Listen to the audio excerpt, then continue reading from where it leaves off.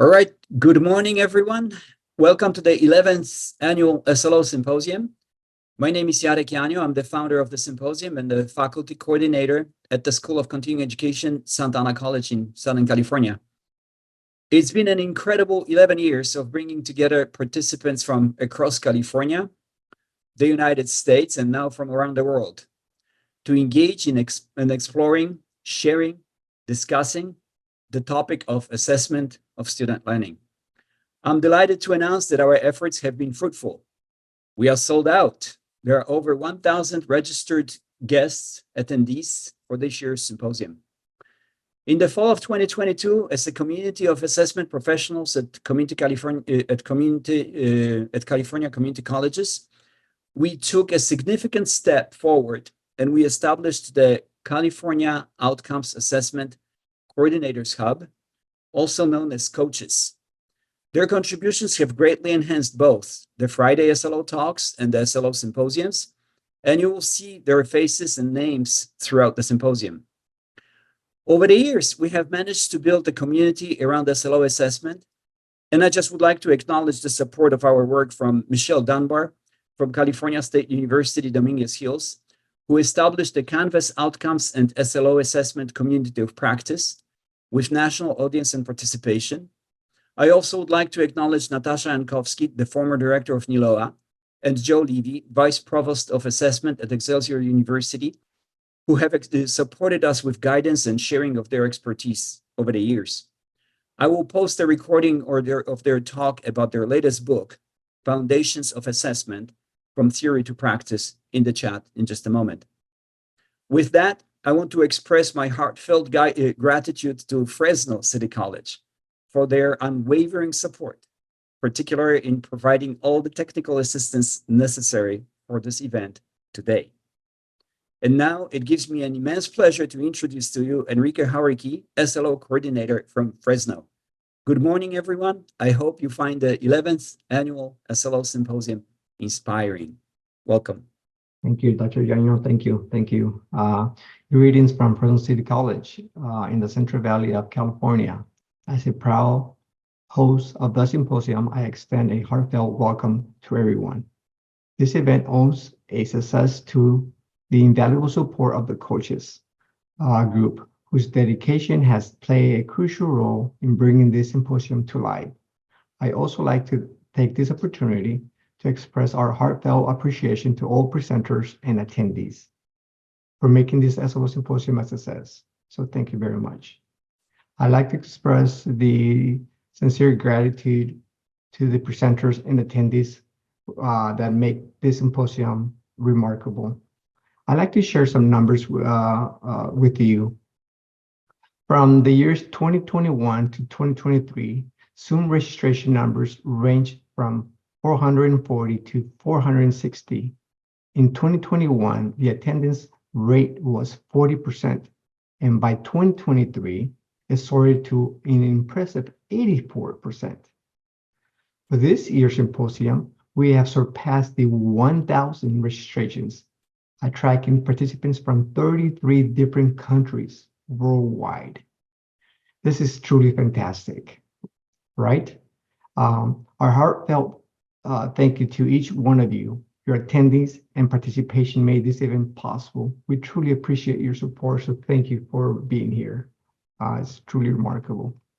At this time, it is with great honor that I now introduce to you Dr. Ghada Al-Masri, our esteemed Vice President of Fresno City College. Thank you so much, Enrique. I just want to welcome everyone. Fresno City College is so proud to partner with so many others. Especially thank you so much, Jarek, or Dr. Sanyo, for all that you've done to build these partnerships. And I also want to extend a gratitude to Enrique and all of the coaches, as well as Susie.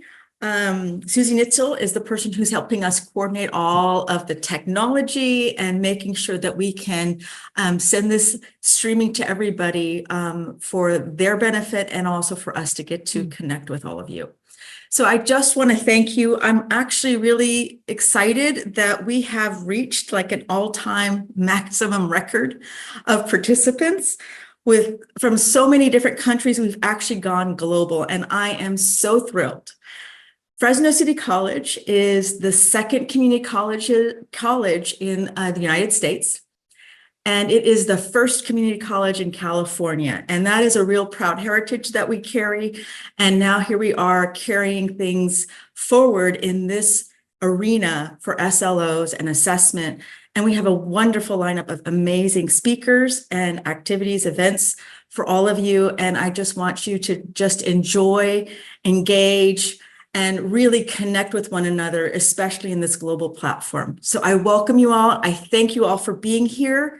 And I'm just very proud to be with you in community today. Thank you.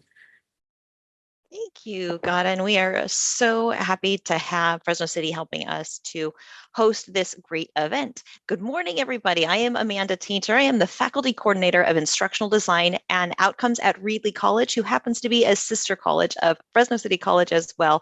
We are located in the Central Valley of California. It is my distinct honor and also to be the inaugural president of the California Outcomes Assessment Coordinators Hub, which we affectionately call COACHES. COACHES is a volunteer organization. We are deeply committed to advancing higher education through a focus on the vital role of student learning outcomes. Our members, who are primarily from California community colleges, also include a diverse array of professionals from various higher education institutes all across the country. Throughout the year, we provide the Friday Student Learning Outcome Talks, or Friday SLO Talks. We organize and present these informative sessions at least 10 times during both the fall and spring semesters. As our mission is both ambitious and demanding, we continually seek volunteers skilled in areas such as assessment, research, and student learning. Please, if you feel inspired to contribute to our mission, help connect with us and fill out a speaking request at info@coaches.institute, which is the link one of my esteemed COACHES colleagues will probably put in the chat in just a second. I am thrilled to welcome you to this year's symposium. As we gather for our 11th annual event, it's exciting to share that we've reached a record participation of over 1,000 higher education professionals, marking this as our largest symposium yet. This year's theme, Shaping Tomorrow, AI Inclusion and True Learning in Higher Education, encapsulates our dedication to addressing the evolving challenges and opportunities in higher education. In the next slide right here, you can see how you can easily join and look at all of the great sessions in the itinerary option that's up at the top. You can bookmark each session and then hit the join option. And if you're having trouble joining any sessions, it might mean that you need to update your Zoom interface. As you all are probably here, that's not a problem. But if you have information from your colleagues that they're having difficulty, that is probably the issue. Let's look briefly at today's agenda. It is full of great sessions, and we hope that you can join as many as possible that your day allows. If you are coming from a different time zone, make sure and double check that the time zone for the sessions here align with what you've put on your calendar. We really hope to see everybody back at the evaluation session at the end. We love to close our day all back together. And now I get to introduce Danny Pitaway, is a member of COACHES. He's the SLO coordinator from Coastline College, and he will have the opportunity and honor to introduce our keynote speaker. Danny? Great. Thank you so much, Amanda. It is with great enthusiasm that we welcome Dr. Corbin M. Campbell as our keynote speaker at the 11th Annual SLO Symposium. Currently serving as the acting co-dean and professor in the School of Education, Dr. Campbell's distinguished career is marked by her profound research contributions. Her work, generously funded by esteemed organizations like the Bill and Melinda Gates Foundation, the Spencer Foundation, and the National Academy of Education, intricately explores the dynamics of college teaching across diverse institutions, assessments of higher education quality, and the organizational frameworks that nurture faculty success. Before joining us, Dr. Campbell held the position of Associate Professor in the Higher and Postsecondary Education Program at Teachers College, Columbia University. Her insightful research has found its place in several prestigious journals, including the Journal of Higher Education and Research in Higher Education, and has garnered attention in notable news outlets such as Inside Higher Education, The Wall Street Journal, NPR, and The New York Times. Dr. Campbell's commitment to educational excellence is further evidenced by her service on the editorial boards of the Review of Higher Education and the Review of Educational Research, and her recognition as a National Academy of Education Spencer Postdoctoral Fellow in 2015. Her academic journey, leading to a PhD in education policy from the University of Maryland, an MA in higher education and student affairs from the Ohio State University, and a BA in psychology from the University of Virginia, has uniquely positioned her to make impactful contributions in the field. The keynote address by Dr. Campbell will explore the key themes from Dr. Corbin M. Campbell's recent publication, Great College Teaching, Where It Happens and How to Foster It Everywhere, released by Harvard Education Press. In this significant work, Dr. Campbell maps out the landscape of college teaching, informed by her comprehensive research. This research includes the observation of over 700 courses across 9 diverse institutions and disciplines. Her study covers an extensive range of educational environments, from inclusive regional public universities to prestigious private institutions, and it spans a variety of fields, from STEM and the humanities to applied disciplines. So without further ado, Dr. Campbell. Thank you so much for that wonderful introduction. It is really my pleasure and privilege to be here among folks from so many different institutions from not only different parts of the United States, but also across the world, who are all committed to improving student learning in higher education. And Dr. Janio, I want to thank you so much for this invitation. It's always a pleasure to talk about college teaching and the effects on student learning, but especially at a moment in time in higher education where higher education is changing so rapidly. I know you all are going to be talking so much about what AI could be for higher education and for student learning today. We're going to talk, and also just to name that this particular conference is focused on student learning outcomes, but we also need to think about what fosters those outcomes. And so this keynote is really going to spotlight what it means to have great college teaching in different kinds of institutional contexts. All right, I'm going to go ahead and share my screen here.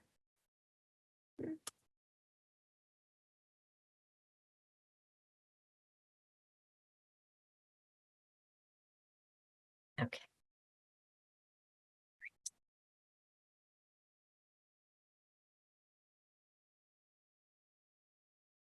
So as it was just mentioned, this keynote is really focused on some key findings from this book that was recently released from Harvard Education Press in 2023. And it starts from this premise that we really know a great deal about what good college teaching is and looks like that produces student learning. But we know less about where that's happening across institutions and why. And interestingly, this is a unique problem to higher education. K-12 education in the United States has a very robust observational system in place, but until this study, to my knowledge, and I've now said this in dozens and dozens of places and nobody has said otherwise, so I'm starting to think this claim might really be true. To my knowledge, until this study, there has not been a cross-institutional, multidisciplinary observational study of college teaching in the United States. That's actually an incredible statement, right? Because what that means is that what we know about college teaching from observational studies is based in single institutions or a few institutions, or maybe many institutions, but only looking at a particular discipline. And this doesn't allow us to know much about where great college teaching is happening and why.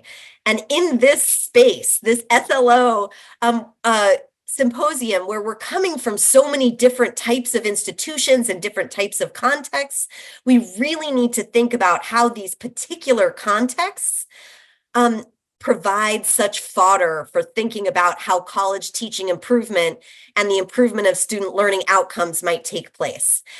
So this study, which I've termed the College Educational Quality Study, we basically trained an army of observers to conduct observation of 732 courses across only 9 institutions, which is really a tiny group. I would say that even though this is a very large study, I love to call it a pilot, because ultimately I would love to have hundreds of institutions observed to help us better map college teaching across the nation and internationally as well. So let's start off getting you all involved a little bit. We're going to use this Mentimeter, which is a site that allows many folks to engage. And we're going to start by asking these 2 questions to get a sense of what you all know. What do you think is exemplary teaching? What are evidence-based teaching practices that support student learning? And then we're going to ask this second question.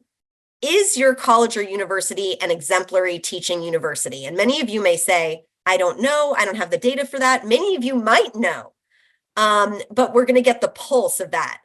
And so you're going to go to menti.com and use this code 9172-9434, or you can go to this QR code that you see on your screen and type in a few words to start off from your perspective that demonstrate what evidence-based teaching practices are to support student learning. Now I'm starting to see the responses come in, so I think that means that the QR code is working, so that's great. If you're having trouble with this, you can type it into the chat and perhaps someone on the SLO team can help you, but I'm definitely starting to see many responses coming in. I'm going to start reading them. Actually, let me switch the screen share here so you all can see what I'm seeing.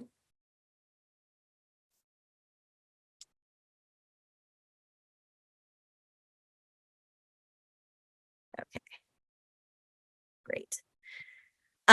So what you'll see here is really interesting, and I will say I've given this same question with the same word cloud idea in so many different kinds of presentations. And what I love is that depending on the audience, this looks really different. In this space, I can tell that you all know actually much more about evidence-based teaching than what I typically find in my presentation. So I just want to name that because what I'm seeing is scaffolding. I'm seeing feedback, active learning, engagement, high impact practices, competency-based, flipped classroom, equitable. I'm also seeing so many different words. It's not just 1 or 2. What I typically see when I put this up, and honestly, especially in research university settings or in conferences where it's mostly research universities, is just the active learning tag, and maybe a few others. Engagement might come up. But what I'm seeing here is a much more nuanced understanding of what evidence-based teaching practices are and look like. So this is really exciting, and it keeps expanding. And feel free to continue to enter it, but I'm actually going to go on to the next question just to keep moving here. And so the next question that I would love, now that we have an idea of what you all think these evidence-based practices are, and I get a sense that most of you know something about evidence-based teaching, what proportion of your university courses use evidence-based practices to promote student learning? This is a perception question. This is not a reality question. We know that these won't be valid results. Like if I did observation on all of your campuses, this might look different, but I'm curious about the pulse of what you perceive to be true. And what I'm seeing here is a little more typical to what I see across most talks that I give, which is that the majority of what's coming in is some courses do, but many don't. So there's this sense that some faculty might have the knowledge and the capability to do these types of practices, but there's still a long way to go.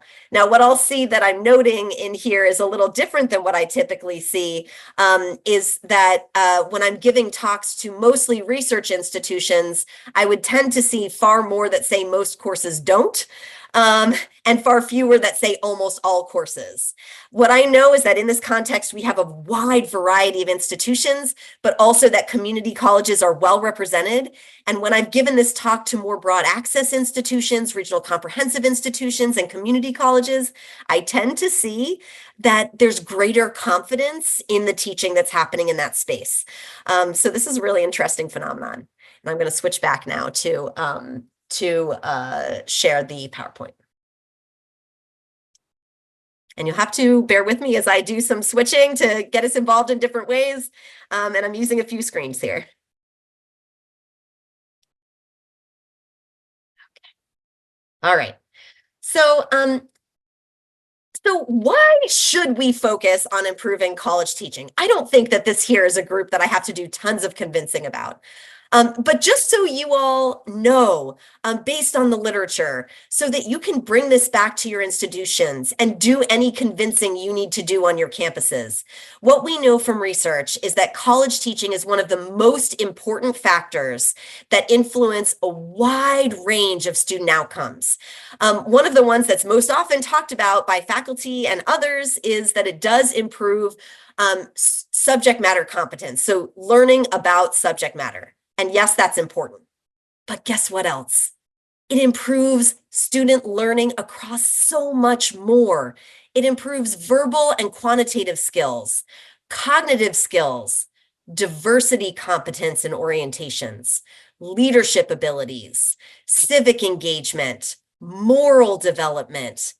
So though that group of outcomes that we know are so important to democratic values, especially in this day and age, great college teaching can improve those outcomes as well. And it also improves the more traditional metrics that we know are important, such as degree attainment, college persistence, grades, and yes, subsequent employment and salary. So when we talk about what can we do at the institution level to ultimately improve both the individual benefits of higher education, but also the societal benefits of higher education, improving college teaching towards using practices that are evidence-based with student learning will really move the mark in terms of equity as well. So this is all true, but unfortunately, so many faculty have a really limited view of what's possible in college teaching. And I wonder if you all could take a minute just to reflect on how you learned to teach. And also, how much teaching have you witnessed? Have you witnessed a lot of different varieties of teaching in your own discipline? What about outside your discipline?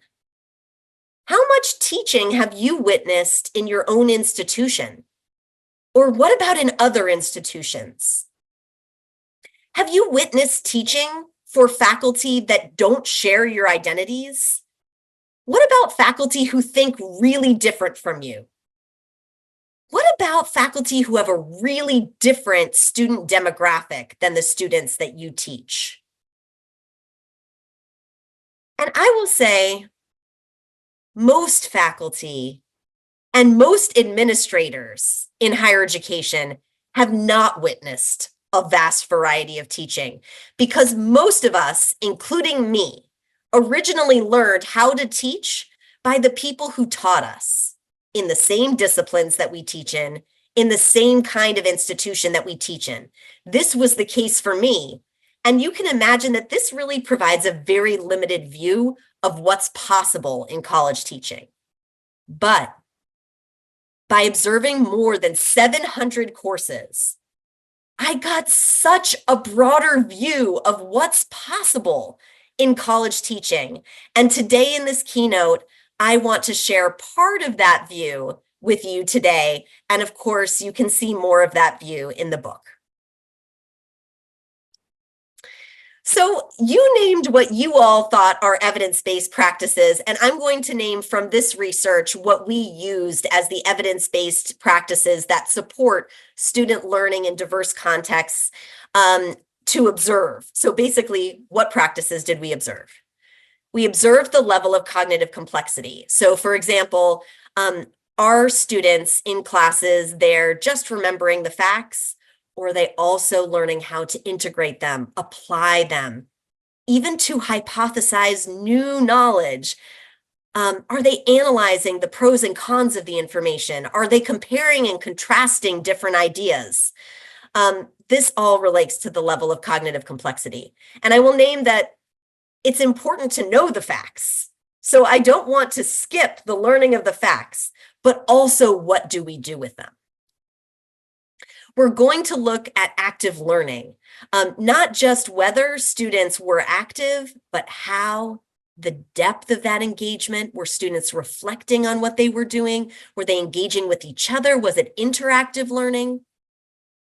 We also looked at the depth of the subject matter knowledge as it pertained to pedagogical choices. For some of you, you may know this as pedagogical content knowledge. And so we looked at, did the faculty cover a ton of content, but none in depth? Or did the faculty member have a really strong idea of the core ideas of the discipline and how to map those core ideas in ways that create a cognitive map for the students? So this is the depth of subject matter teaching that we know produces student learning. We also know that faculty that make connections between the subject matter and students' lived experiences, and also that they understand those students' prior knowledge. This isn't just the prior knowledge of what did you learn in the last class.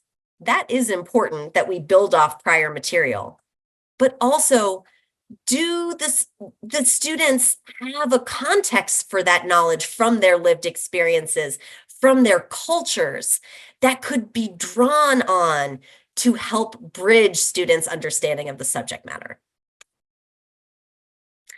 And here's another piece that often gets ignored. We looked at whether faculty members supported student learning, both cognitively, but also emotionally.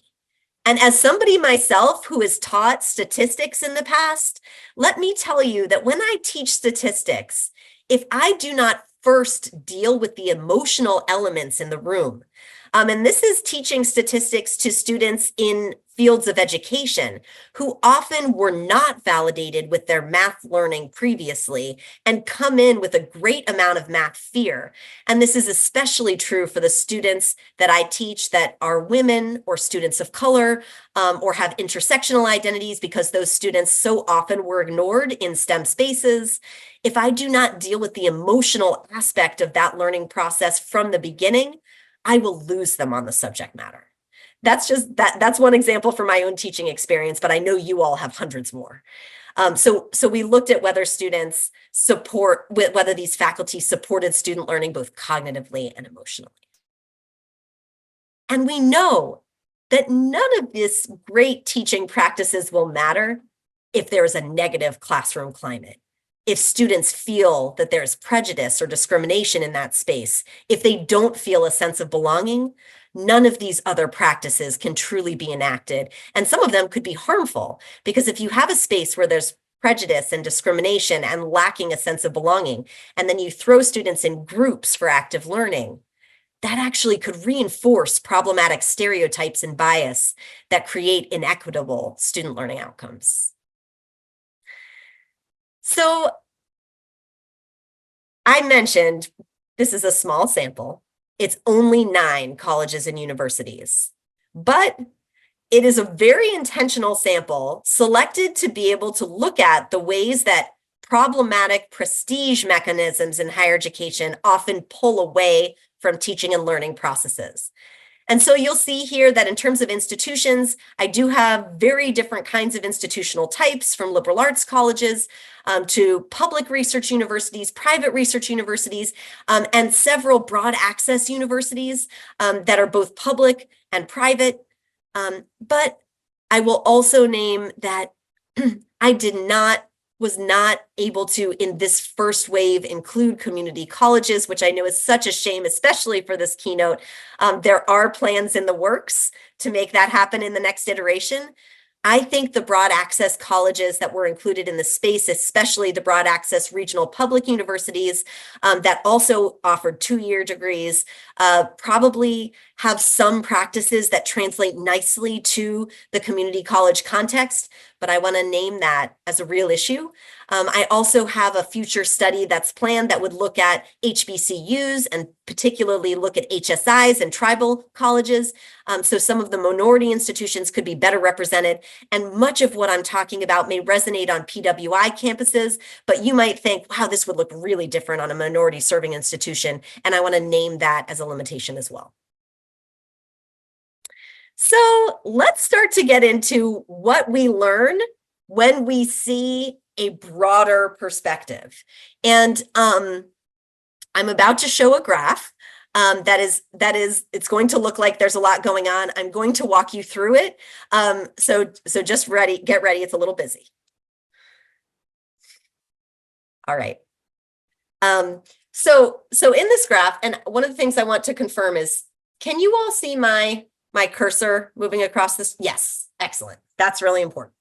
Okay. So I want for you all first to pay attention to the different colored lines. So down here in this box, this analysis was across the hundreds of courses that we observed. So all the courses are in this analysis.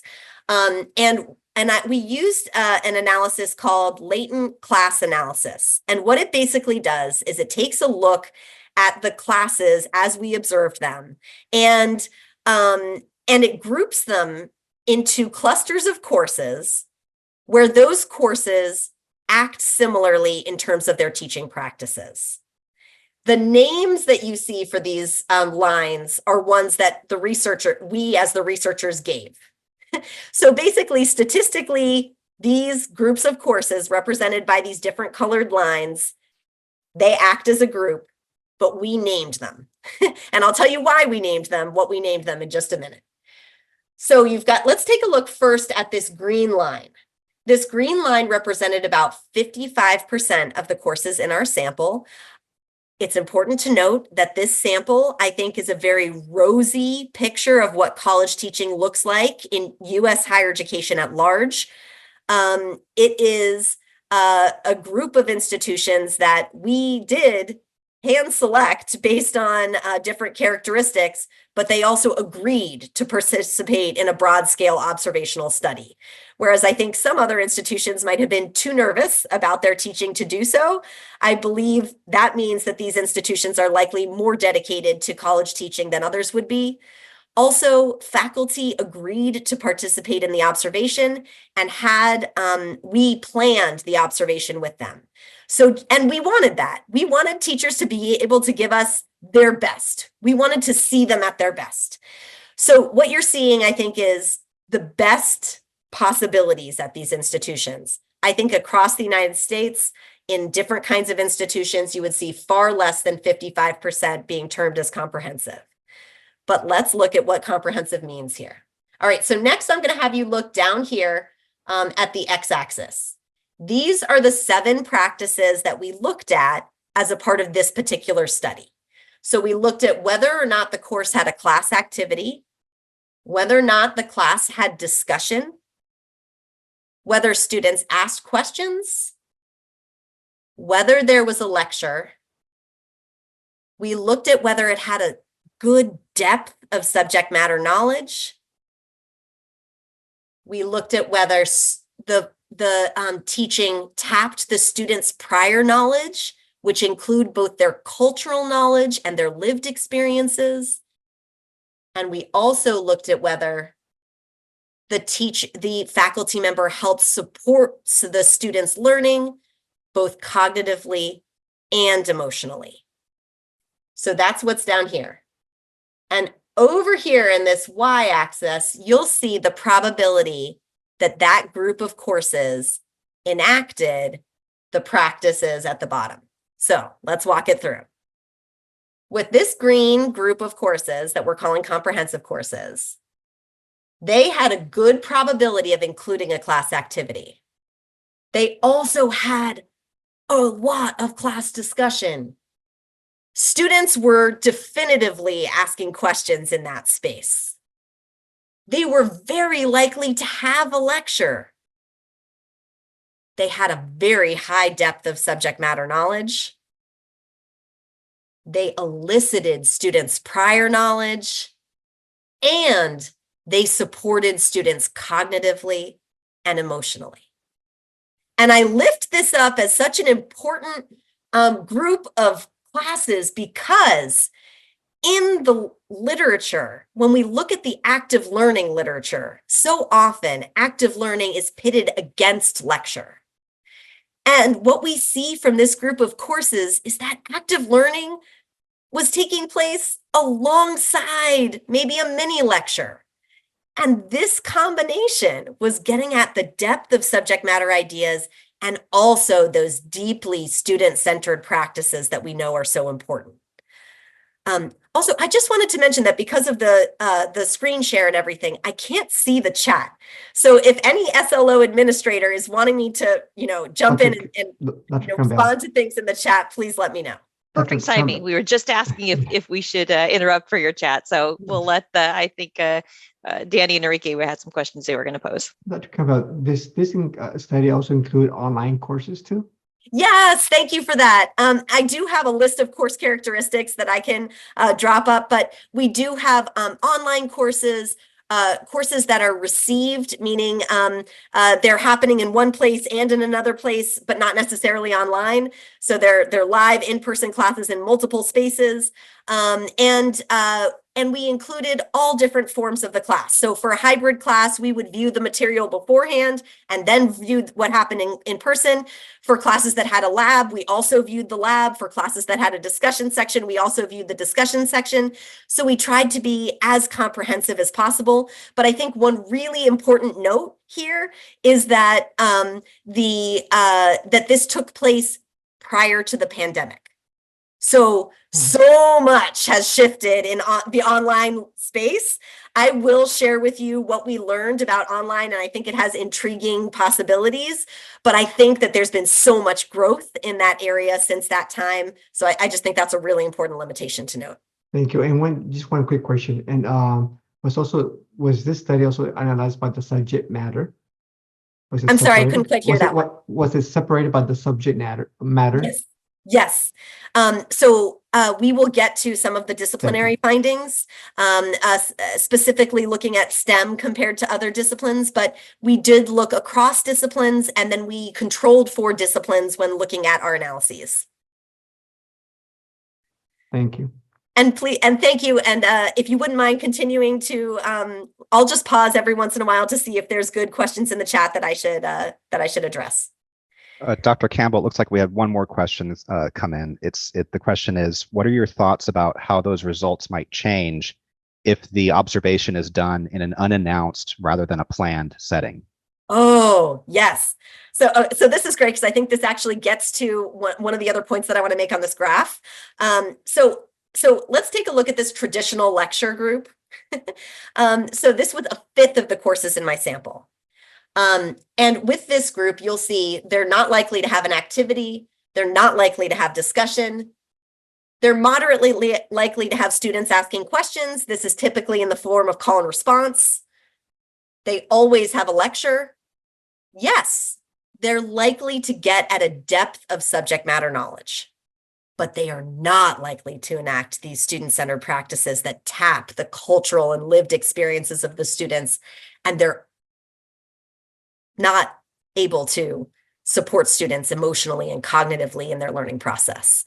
Now, I'm going to connect that to this question because I believe that we have more of the folks in the comprehensive, in the active lecture, in the integrative discussion groups in this than we would see if it was unannounced, and also that we would see if we were able to randomly go into any institution that we wanted or randomly go into any course that we wanted.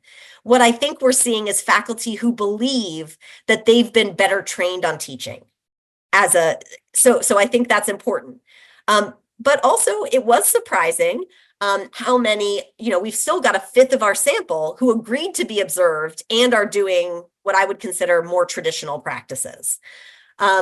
This group, active lecture, I think is a really fascinating group that I want to uplift also. This is also about a fifth of our sample. You'll see this group here was likely to have an activity, but was less likely to have any discussion related to it. They did have questions and a lecture, high subject matter knowledge. But what I think is fascinating is with this activity, they were still not likely to engage students in supporting their learning, and they were also not likely to connect that to student culture. And I lift this up. Also, I might not go through this, but this active and aimless group is really fascinating. I think that this rhetoric we've put out there that positions active learning and lecture as dichotomous and also kind of the most important practice to influence student learning has created some problems for us in teaching improvement, because there's a bunch of faculty that read a little bit about, oh, I just need to get students active and not do a lecture, or maybe I'm going to get students active and do a lecture, but they don't learn about how to engage students in that in a way that's meaningful. They don't see that the discussion element is so important to that, and they don't understand that connecting students' cultures and lives to that activity and the subject matter is likely to produce the desired outcome. So we just need to be doing more with helping faculty to deeply understand what these practices mean in a way that helps them produce the desired learning that we care so much about. All right. I'm going to move on, but I'll just pause to see if there's anything critical before I move on. We good? Yes, great. All right. So now let's talk about the context for teaching. And some of the questions in the chat were really getting at this. So I just want you to imagine three different types of faculty. Imagine an adjunct faculty member. Perhaps this faculty member is a Black male. And I will mention that I am talking about the US context throughout this, but I'd be fascinating for those of you in the 32 other countries to talk about how this relates for you. So this would be an adjunct faculty member who's a Black male teaching in, let's say, a large size first year STEM course in a community college. Think about that context. Then let's think about a tenured faculty member who's a white male who's been at a small liberal arts institution wearing multiple hats and teaching history in small upper level seminar courses, maybe for the past 20 years. What would motivate them to improve teaching? And then consider the early tenure track faculty member, perhaps a Latina in psychology, whose very first faculty role was at a highly ranked private university. She's teaching Psych 101 with 3 teaching assistants. What would motivate and support teaching improvement for her? And so I'm going to get you all engaging again. If you can go back to that Mentimeter, please. And so this next question, I want you to think about those 3 faculty that I just mentioned and tell me what you see as the distinct what's distinct about their context for teaching. Just a couple of words. What's distinct?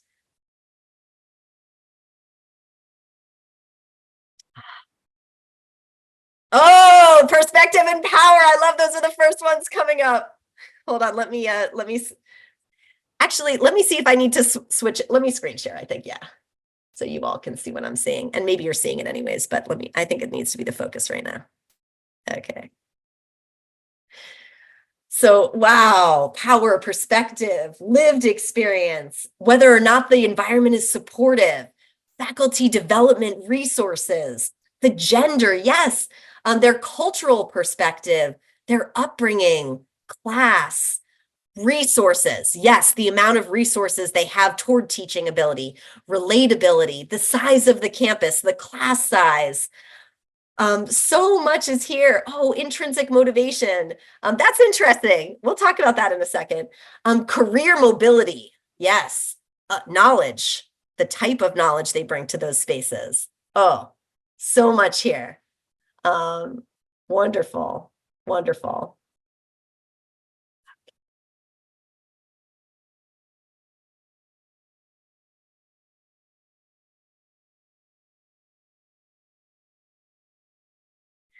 So these are the ones actually that I wanted to pull out for a second here. Institutional type, which I know was really a big part of what you all were putting in, right? There's power dynamics across institutions, for example. That's really critical. Interestingly, one that I didn't see, although it might be there because I'm looking very quickly at your responses, is discipline. So, and I know that was in the chat, right? The question of discipline. Discipline matters in terms of teaching improvement. Disciplinary associations have different kinds of supportive processes for teaching improvement. Some really focus on it, some won't touch it. For some, there's real power dynamics around that. And if you're in the discipline and focusing on teaching, you have lower power. So you can just imagine how all of that plays into teaching improvement. I did see this in your responses, course context. So whether or not it's a large or a small class, whether it's an online class, a hybrid class, the students in that class and how that class context changes their teaching improvement. Definitely the individual faculty characteristics, race and gender, but also their lived experiences, their background, their prior knowledge, and certainly faculty appointment type. So the kinds of power that comes from being tenured, what it means to be an adjunct faculty member, maybe working at multiple institutions that have really different paradigms. All of that really has a strong bearing on teaching improvement that we're going to come back to today. Dr. Campbell, looks like we have one more question that just came in. Great. The question is, was the time allotted for the course normalized in the statistics? So I guess the time allotted for the observations. Oh, well, that's interesting because I wasn't sure if that was asking about the time allotted for the class, meaning was it a 3-hour class or a 1-hour class? Oh, well, yeah, excuse me. Let me repeat I may have misspoken. I am interested in whether the time allotted for the course was normalized in the statistics. That is a great question. So, and I will say, in terms of our observations, we observed whatever was considered one full class session. But that is a very good point that one full class session for one class could be 3 hours and one full class session for one class could be 1.5 hours. I don't think we did control for that. So that's a good question. And it would look different. However, what I will say is that we did a lot of reliability analyses with our observational data. And in one of our analyses, we used generalizability theory to look at whether adding more class sessions or adding more raters was more important to the reliability. And this is really interesting. In K-12, faculty teach really differently depending on the day. But it turns out in higher ed, we learn to teach. This is not true for everybody. This was just true in the study that we did. Largely, faculty taught very reliably across class sessions, but we needed more raters in order to rate reliably. So we included 2 to 4 raters per class, but we did observe only one class session. So that gets at a little bit about what we did, and we did not include that in the analysis. So, but I do want to talk some about the shared context for teaching improvement that we don't talk enough about, because this is important for how we can motivate teaching improvement. The first is that none can document their excellence as teachers. Now, I know you all are going to come back and say, we've got course evaluations. Some institutions do a really great job with teaching portfolios.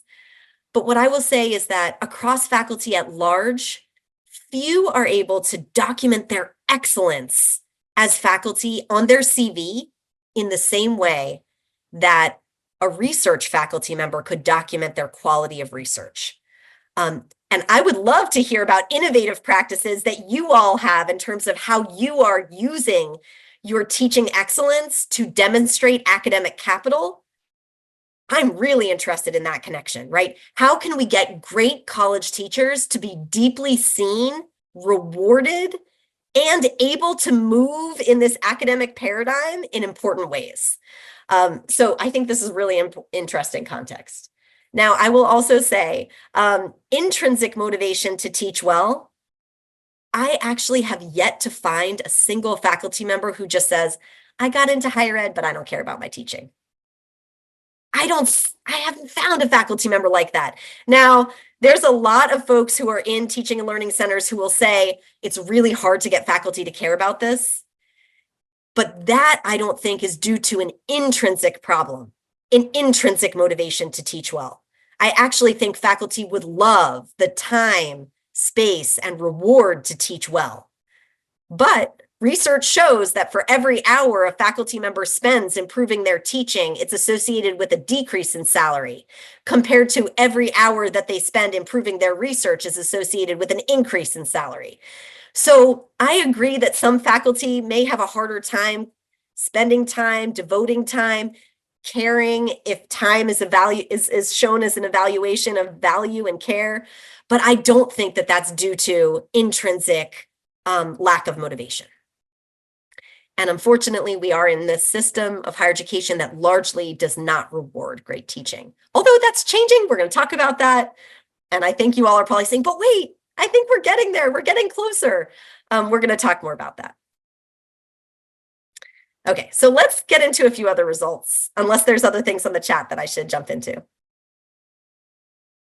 Okay, great. We're good. Thank you. Okay, so one of the things that's interesting about doing this mapping exercise across really different kinds of institutions by prestige, right? So we have very highly ranked private research university. We have a very highly ranked public flagship university. And we also have broad access public institutions and broad access liberal arts institutions. When I say broad access, what I mean is non-selective and connected to the local community. And so in this way, I do think this relates deeply to community college missions, although again, community colleges were not included. But this question about how prestige and rankings interact with teaching, I think is really important because we have the rankings that purport to measure what the best colleges are, but they lack any measures about teaching quality.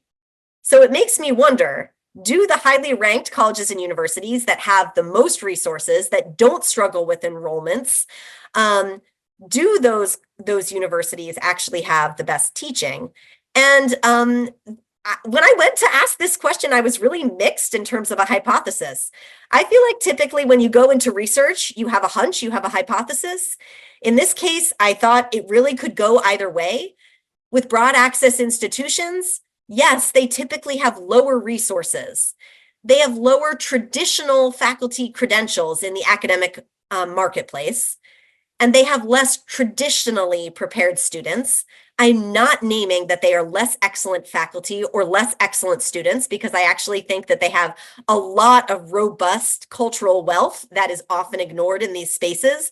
But in terms of traditional credentials, we would say that these institutions are starting with students that are less traditionally prepared.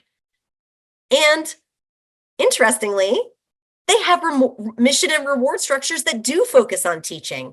They have a more diversified student body, which means that they are likely needing to tap more into student-centered practices. And they typically have a more diverse faculty that is more committed to the local community and therefore more tied to teaching. So would that institution have better teaching than highly prestigious private and public institutions that do have more resources and more stronger faculty credentials from a traditional standpoint, more traditionally prepared students, but they also focus much more on research, teaching is less rewarded, and they typically have a less diverse student body? So I'm curious what you all think. I was sort of mixed before I went into this. What do you all think about whether or not the highest, oh, hold on a second. There we go. Which institutions have the best teaching, highly ranked or broad access colleges? And you'll go to this Menti again, and I'm going to switch over here. So which institutions do you think have the best teaching? Ooh, wrong one here. There we go. And it's an either or here. Oh my goodness.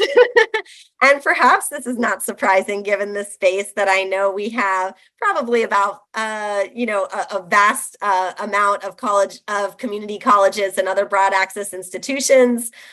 Now, can I tell you, when I ask this at research university conferences, what do you think the response is? We have far more on the highly ranked research university side, with the belief that resources trump all. But look at this, we have a vast majority of you thus far. Oh, we got a circle on here too.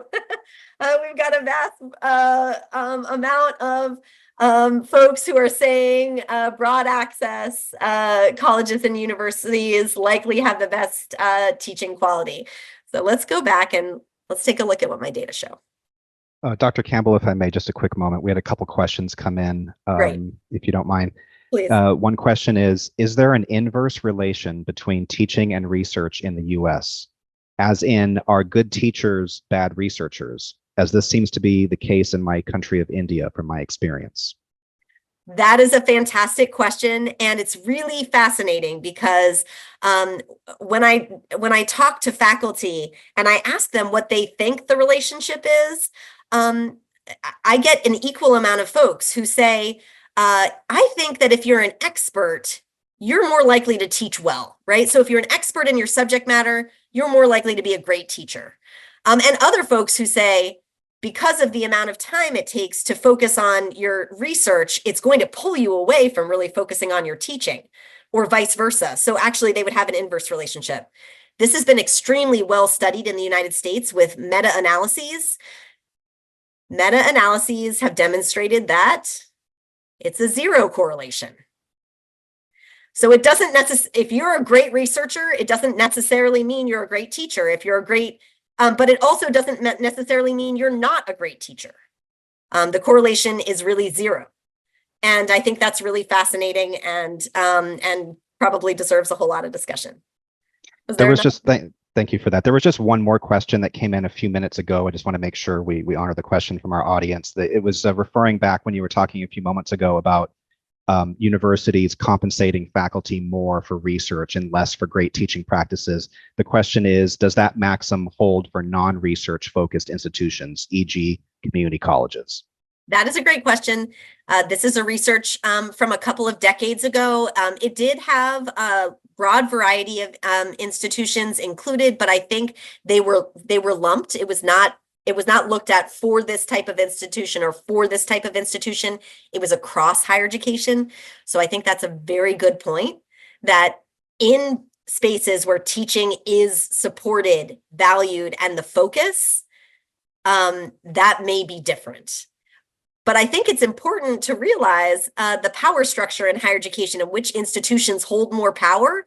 And therefore, looking across these types of institutions and seeing the way that teaching and research acts at large is also important.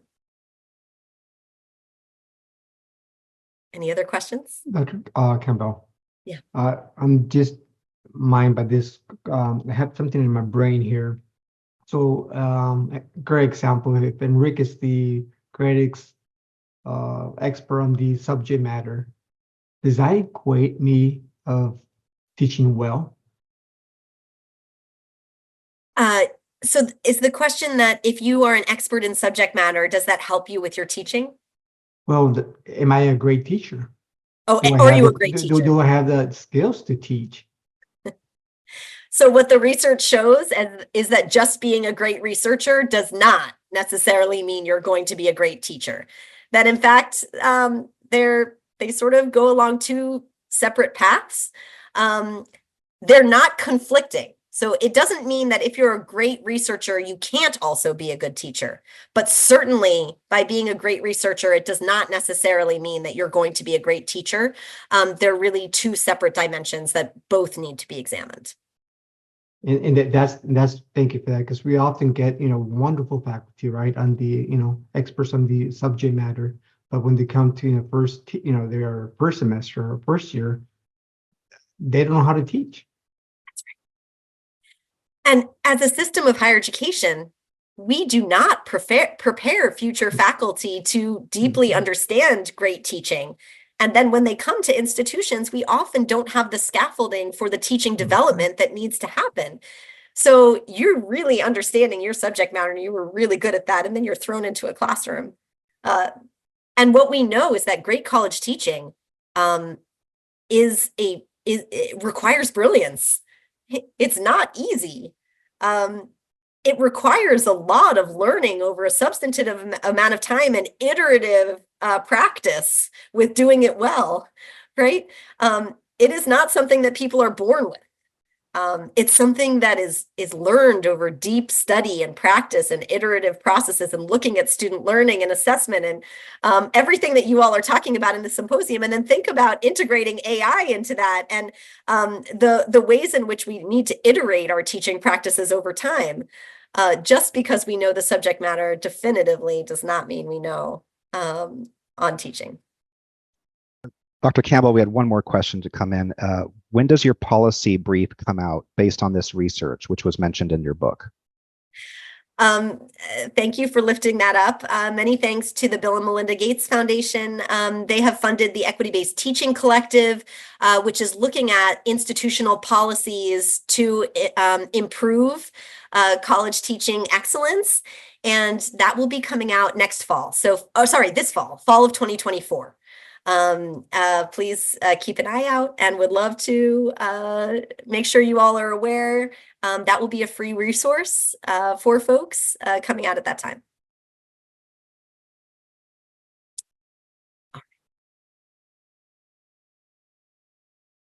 And I am just realizing that I can't tell. Am I screen sharing the PowerPoint right now? Yeah. Oh. No, still the Mentimeter. Mentimeter. Okay, great. Thank you. It's odd it was not highlighted the way it typically is. Thank you. All right. So are you ready for the drum roll here?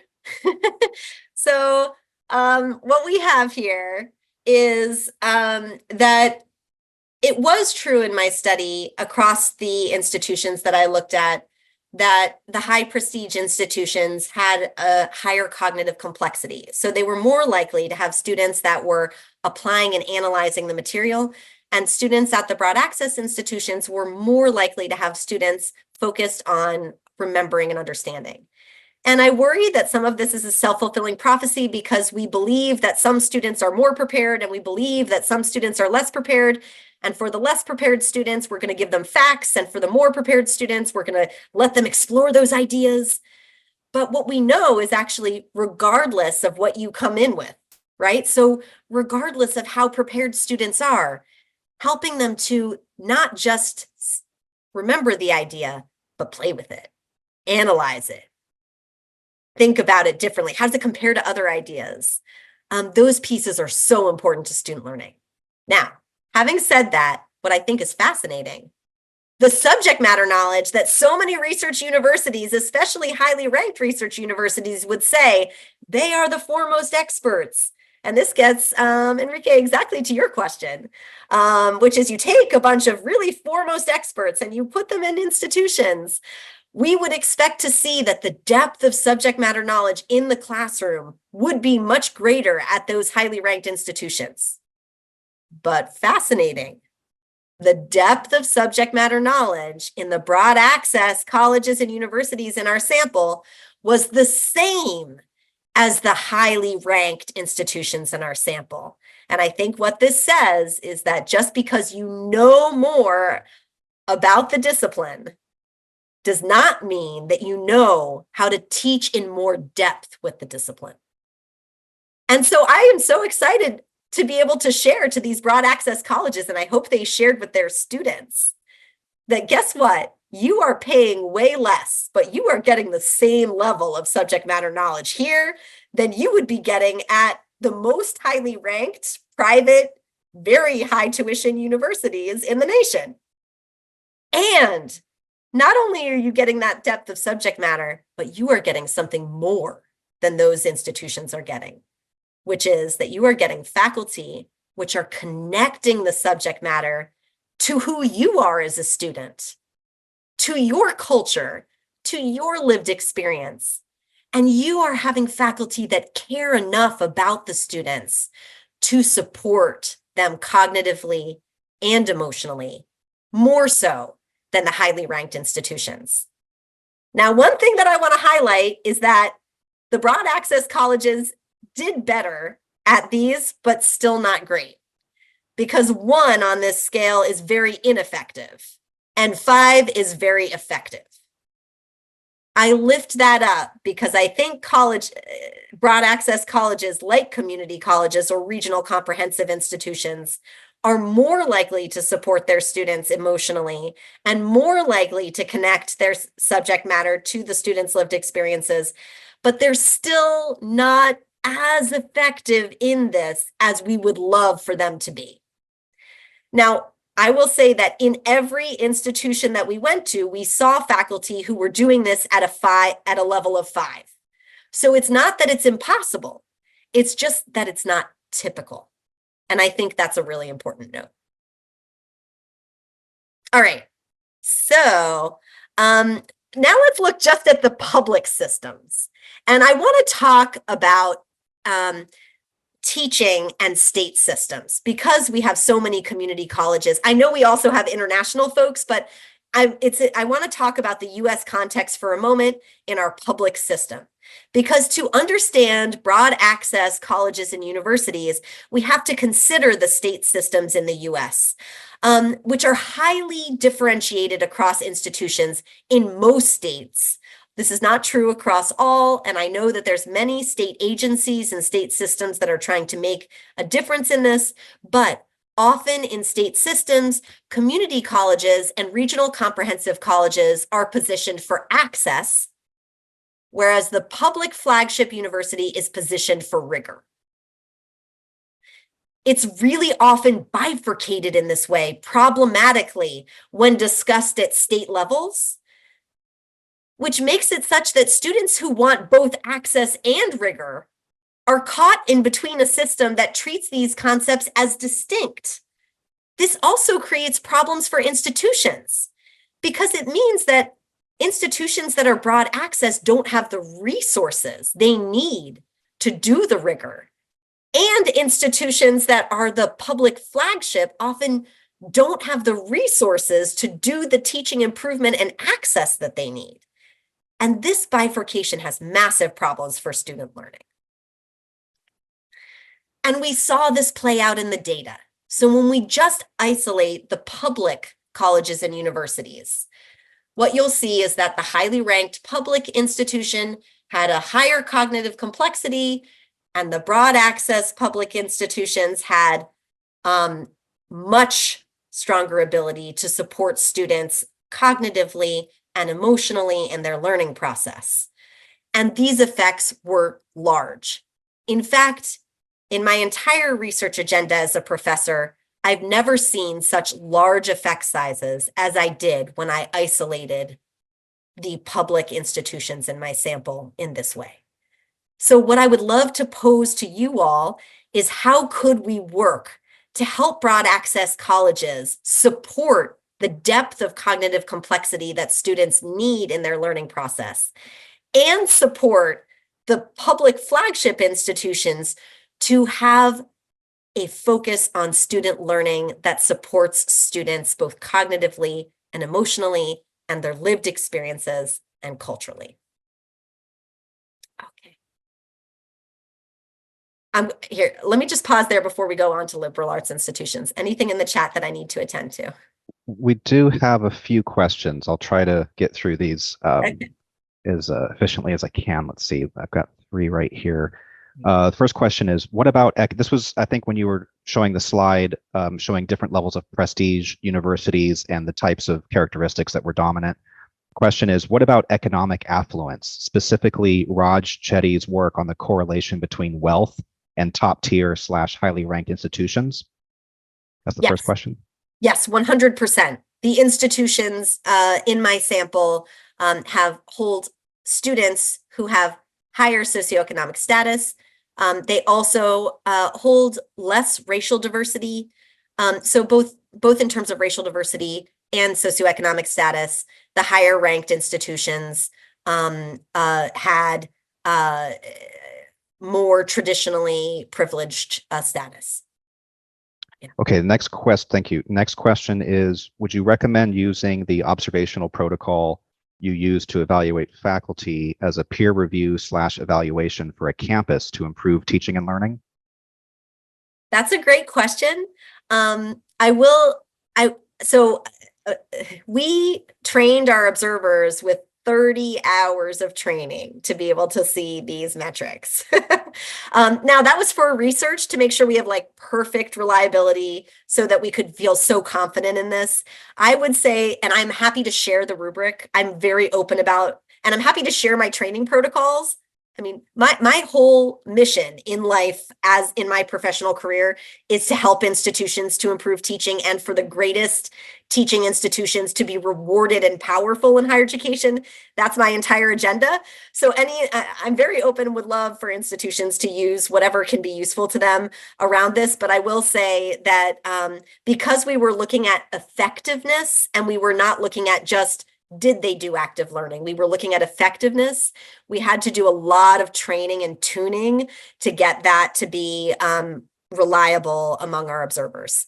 I will say though, as you can imagine, the training process for observers is a teaching development process in itself, because there's so much learning about what great teaching is and how it's enacted in different disciplines, how it's enacted in different kinds of class sizes. So I'm happy to talk to anybody about that. Thank you. Just one final question. Do the higher scores in cognitive complexity have a great deal to do with how prepared students are to engage at a higher academic level? Missing part of the question.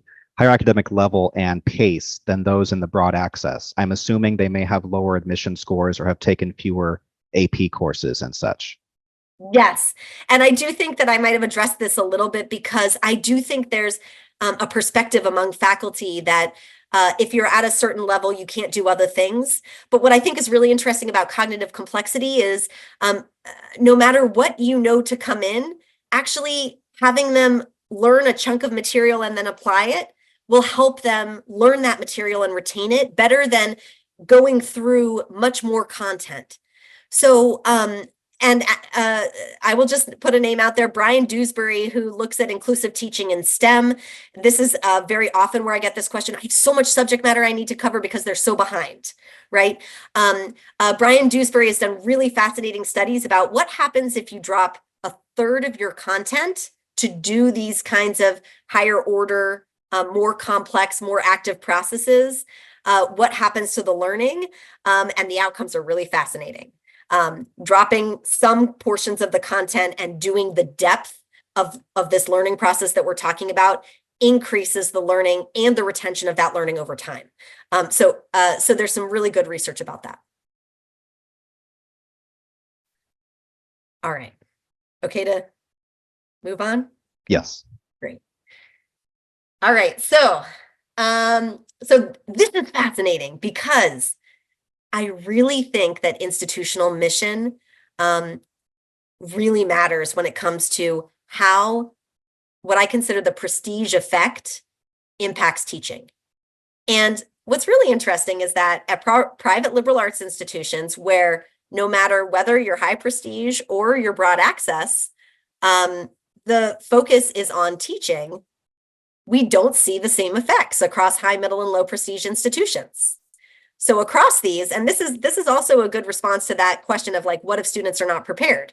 So here, when we look at cognitive complexity, these are low prestige, broad access liberal arts institutions that are non-selective institutions. So meaning anybody could come to these colleges and universities. Now, they do have, of course, a different pay scale. So that deals with the socioeconomic status question. And so it's not a perfect fit for community colleges, for example. But I think this question of students that are not as prepared, these low prestige institutions have students who are low prepared in terms of traditional metrics, and yet there is no significant difference across the levels of prestige in terms of the cognitive complexity here. Same thing, and this is true across the board in terms of the depth of subject matter knowledge and in terms of the student practices. So in this way, this high prestige college is able to enact those student-centered practices in a similar way to the broad access institutions, where we didn't see that in public settings, and we didn't see that when research universities were entered.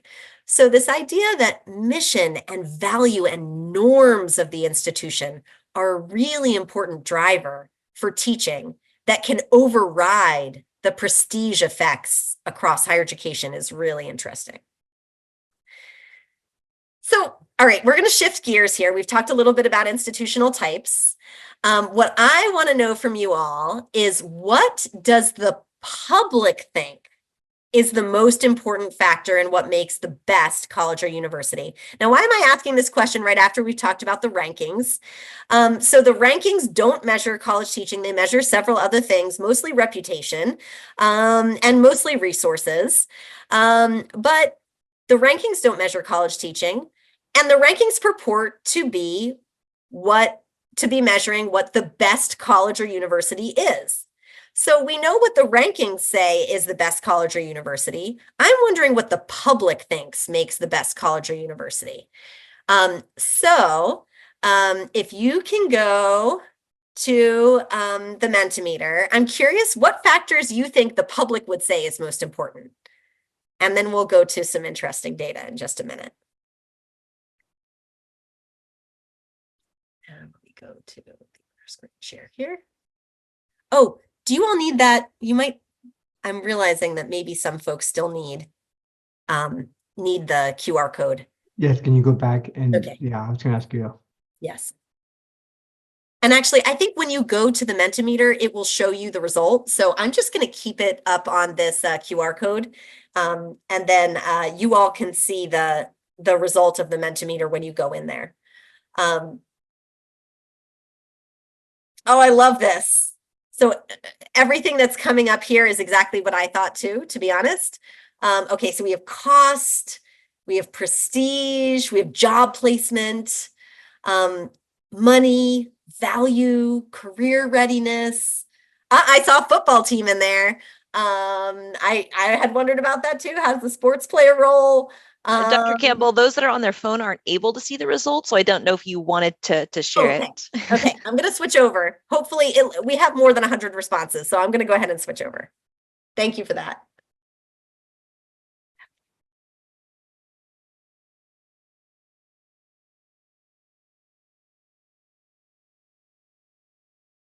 Okay. It's still coming in. I see interesting. I see publications. I do see good teaching, but it's tiny. I see subject matter. I see that it's cost effective. Ranking. So they think that ranking is the most important thing. Graduation rate. All right. Are you all ready to see what the research shows?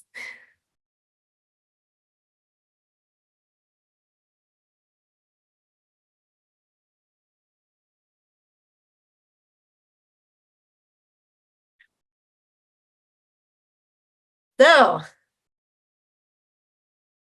it has professors who are excellent teachers is the #1 thing. This blew my mind. Also, student learning is #2. Really important to note that in this group. I am amazed that this is what the public says. Now, keep in mind, I didn't ask you what are the factors you use to choose your college. That is a different question, because we might see cost coming up. We might see so many other things. This is just what they think means quality. But I want to note that what they think means quality is not what means quality in the rankings.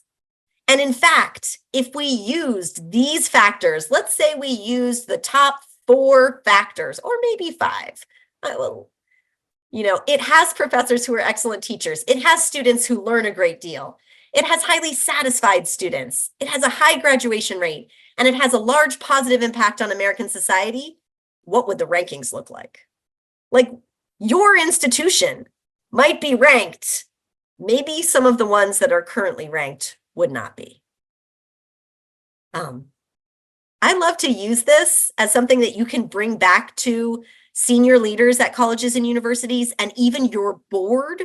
This is data that boards need to see, because if they understood that what the public thinks of in terms of quality in higher education is teaching, we might be making different decisions. But we also need metrics that the public can use. So that's another piece that we can come back to. All right. Any questions on that? Because I'm going to go on to specific course contexts next.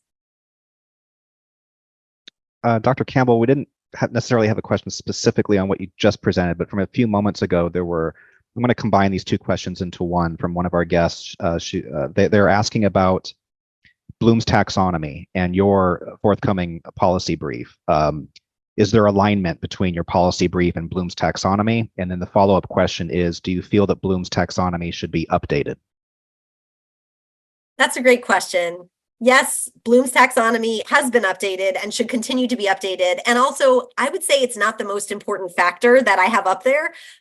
It's one that's so often a go-to. That and active learning, I think, are the two that are really a go-to. But actually, it's the metrics that are more student-centered based on their cultures, their lived experiences, supporting them emotionally and cognitively. Those we find to make the most impact on student learning. So I just wanted to uplift that piece. And actually what you'll see in the policy brief when we define what great college teaching is, and especially what great college teaching is in a focus with equitable outcomes, we will be highlighting some of those other practices even more than cognitive complexity. But I will say it's almost impossible to have students highly engaged with the subject matter and their lived experience if you are not helping them to analyze that material. There's so many different intersections across these frameworks that are really meaningful. So I think what you'll find is that if you have a faculty member that's focused on the student-centered aspects of this work, they would likely be having to use higher order tools in terms of complexity. All right. Thank you. Thank you. Now, we might, I might be breezing through a little bit of this, but I wanted to get to this because I think it's important, which is just to mention that we've talked a little bit about how different kinds of institutional contexts matter and how power and teaching in higher ed acts. But we know that within institutions, there's a great deal of variation. And so we're going to take a look first. Let's take a look at class size. That's where we're going next.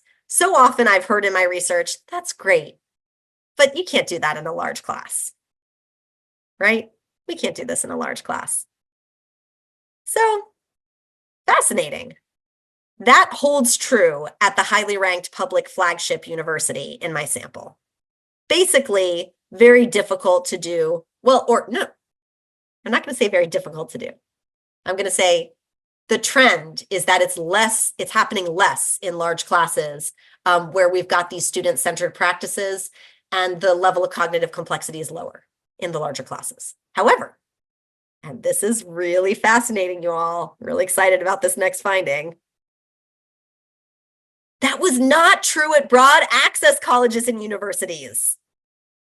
In a fascinating fashion, when I isolate the broad access college universities in my sample, class size did not have a difference in the level of cognitive complexity, the use of students' prior knowledge, the level of standards set for class preparation, or the depth of subject matter knowledge across the small, medium, and larger class sizes in my sample.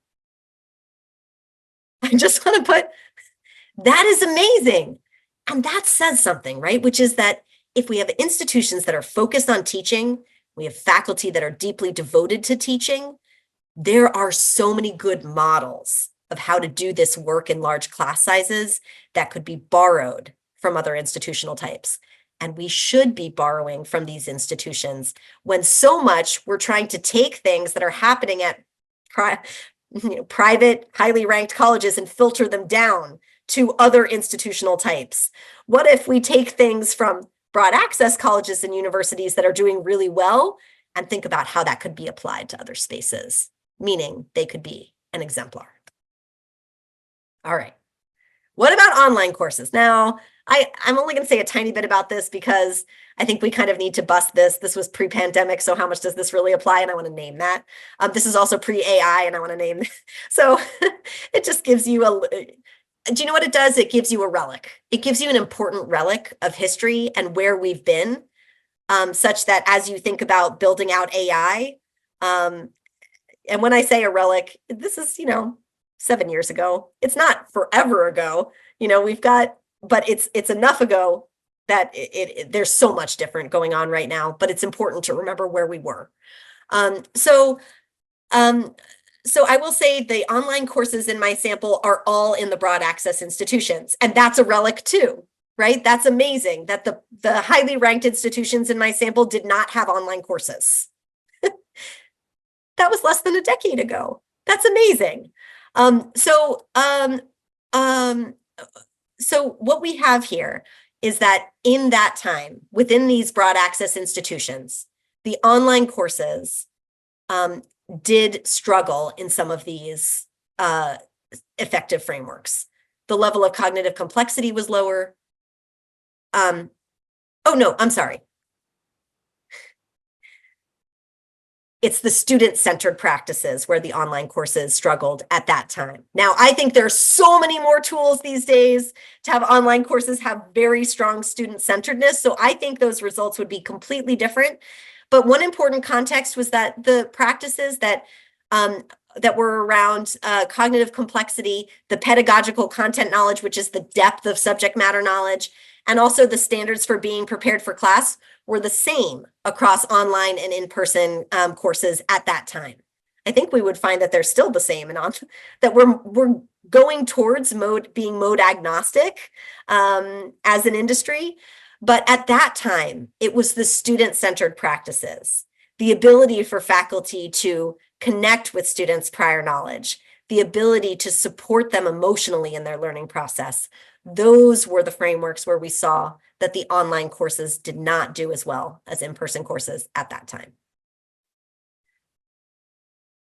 All right, I'm going to get you all involved in one more thing here. And I know we're getting close to wrapping. I feel like you all have been able to ask questions throughout. So I'm gonna keep running, make sure we get some additional information here. But I know we're getting close here. So I do want to ask you, which do you think is better?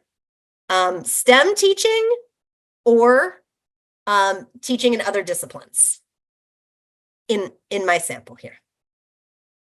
Oh, this is so interesting. This is the first one where we don't see a strong trend yet.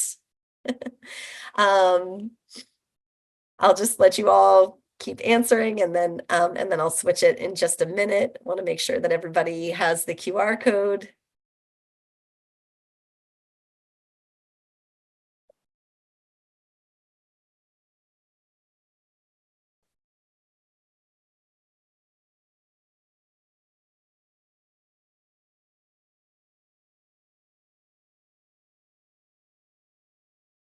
All right, I'm going to go ahead and switch over. We have about 60 folks in there right now.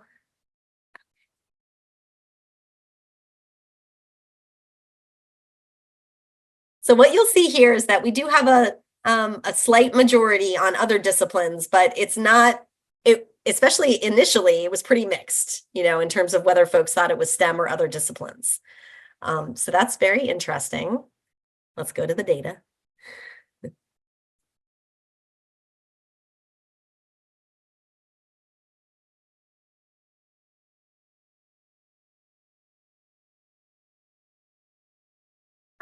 So across the board, so this is including all the institutions, what you'll see is that, yes, the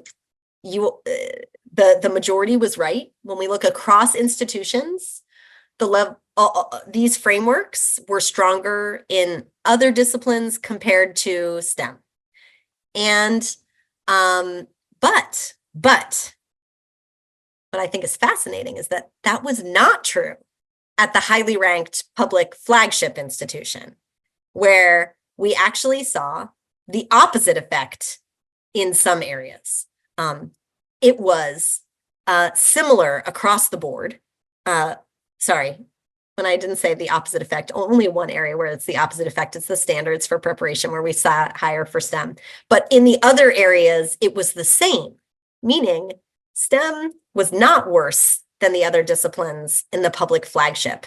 And I think this is fascinating. And not only that, but look at, so this is again at the public flagship, look at the class activity, STEM versus other here. Whoa, they are so much more likely to use a class activity, and they're actually less likely to use a lecture. They're more likely to have student questions.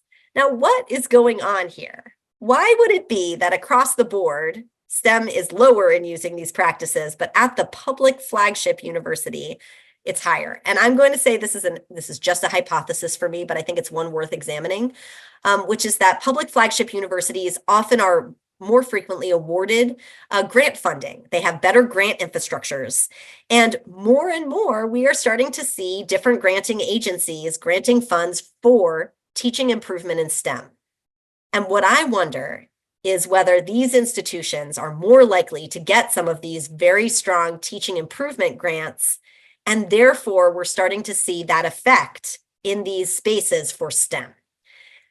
I think this has really important implications for broad access institutions because everybody loves grant funding. It supports the institution in so many different ways. But sometimes it feels like we can't put funds towards grant infrastructure because that's about research.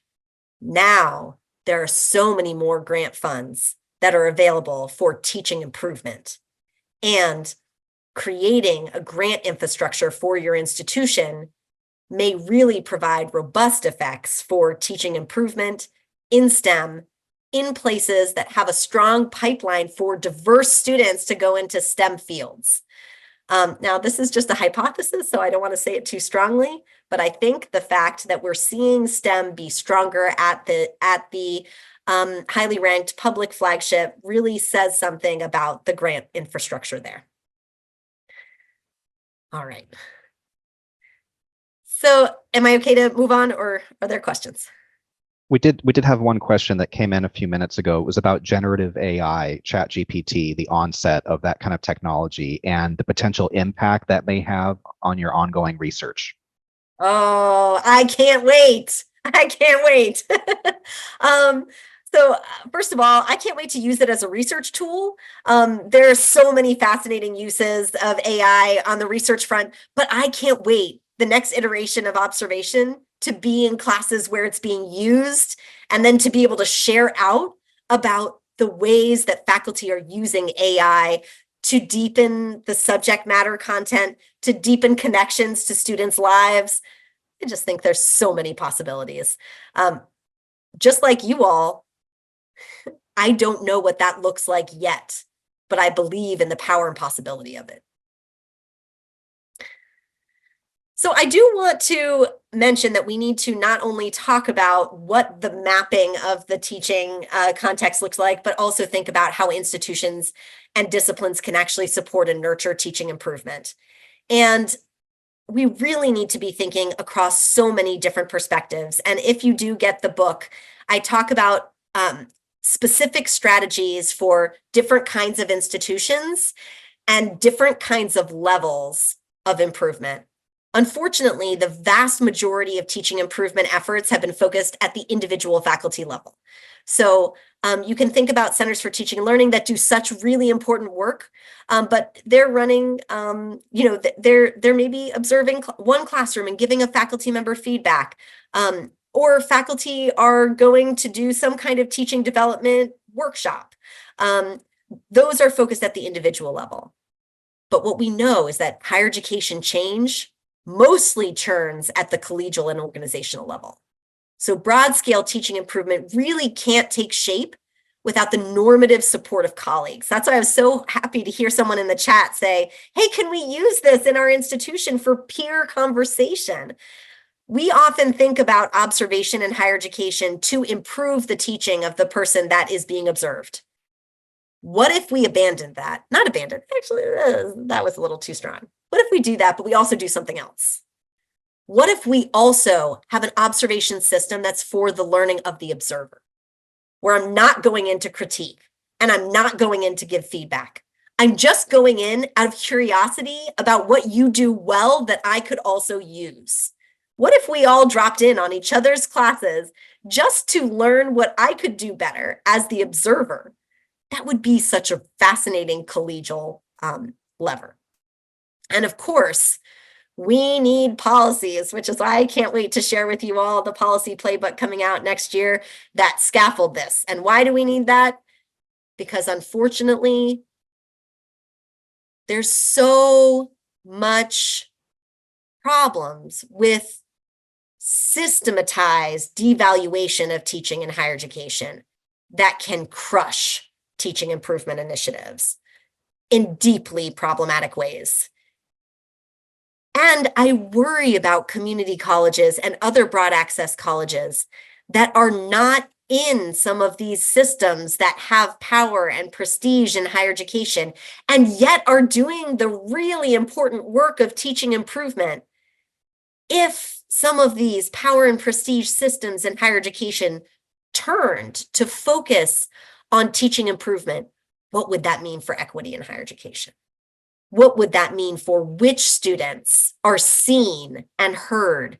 Which institutions are uplifted as examples and exemplars? So much could change. And why did this take place? Why do we have this systematic devaluing of teaching in US higher education?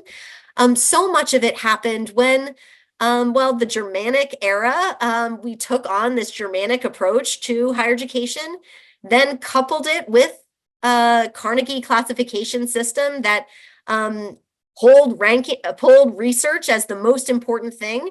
And that happened in the 70s. And guess what happened in the early 80s? The rankings said, what measures do we have?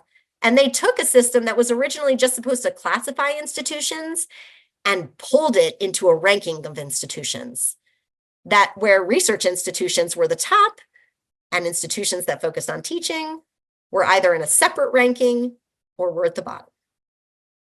The great thing about that is that that means that was created. That was done. That can be undone. And what's exciting in this moment is that the tides are turning. I will say that I feel when I started this research 15 years ago, I did not have a lot of hope. And most of the conversations I had were, you shouldn't do that research. Faculty will not open their doors. Nobody wants to hear about teaching improvement. That was literally what was told to me. And that was 15 years ago, 20 years ago. But this moment has never been riper because higher education as an industry is typically slow to change, but not so right now with AI, with COVID, that forced faculty to think about doing things different. We have US News rankings that have been questioned like never before. We have public rethinking the value of higher education, wanting to ensure that they're not just getting a name, but getting a transformative experience. We have so many higher education organizations nationally in the US that are making it easier and more meaningful for institutions to access national teaching improvement initiatives. We have funders like the Gates Foundation and NSF that have been investing in college teaching improvement at a scale that we've never seen before. Right now, literally right now, the American Council on Education is asking for feedback for changing the Carnegie classification in a system that might, although I don't think it currently does, and I advocate for you all to really speak out on this, that the reclassification could include teaching and learning as the heartbeat. I don't think that's currently the way they're going, but they're asking, it's an open call right now for feedback, so please put that in. Please put in your feedback. I think with all of this, institutions that have that are working to improve and prove their prowess as an exemplary teaching institution are going to reap great rewards in this new era of higher education. For those of you that are adapting to AI, that are supporting faculty and doing the teaching that connects to students' lives and cultures, I urge you to join this national movement to make teaching rewarded, seen, and supported. And with that, I want to thank you all. You can learn more about what institutions can do by buying the book, which which I'll put here.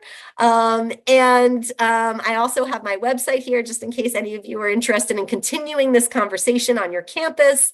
It has been a true pleasure. I know we have just a couple of minutes. I'm happy to answer any more questions that you have, and really just want to thank you for this incredible opportunity to talk about the findings of this work. Thank you so much, Dr. Campbell. That was a fascinating and awesome presentation. I'd like to ask the audience to join me in thanking Dr. Campbell through maybe doing a reaction on Zoom or however you wish to express that. We did have a question that came in a second ago related to your research findings. How can Black and Indigenous people of color students be supported in terms of access and retention in STEM majors? Oh, such a wonderful question. Please know that when I was speaking to practices that support students' lives and cultures, I'm specifically thinking of students of color. I'm thinking of Black students, I'm thinking of Indigenous students, and I'm thinking of our Latinx students that are in so many broad access colleges and universities. And it's so interesting that we see that those are the institutions that are doing some of those practices well, but not well enough. And what I'll mention is that we also looked specifically at culturally responsive teaching that focuses on dismantling oppressive systems. And that piece, so often faculty are sort of, okay, I can connect to your lived experience, but often faculty are not questioning power. They're not questioning systems of privilege. And in fact, at the institute, the two broad access institutions where we looked specifically at culturally responsive teaching that dismantles oppression, we found that neither of those institutions were on the average doing that. So I think there's so much room in this space for faculty to be going the extra mile. And I will say the Equity-Based Teaching Collective is really looking more deeply at teaching that does that. And that will be coming out as a part of the policy playbook. Great. Thank you so much for that, Dr. Campbell, again, and thank you for the presentation. I'd like to let everyone know that we now have a 15-minute break. The first round of breakout sessions will begin at 10 a.m., so please enjoy those. And I'd also like to let everyone know that starting this spring, as Yarek mentioned earlier at the top of our program today, the Friday SLO talks, the primary theme will actually be great teaching practices. So that fits hand in glove with Dr. Campbell's presentation this morning. Just wanted to let everyone know that. So again, enjoy your break, and we look forward to seeing you throughout the rest of the day.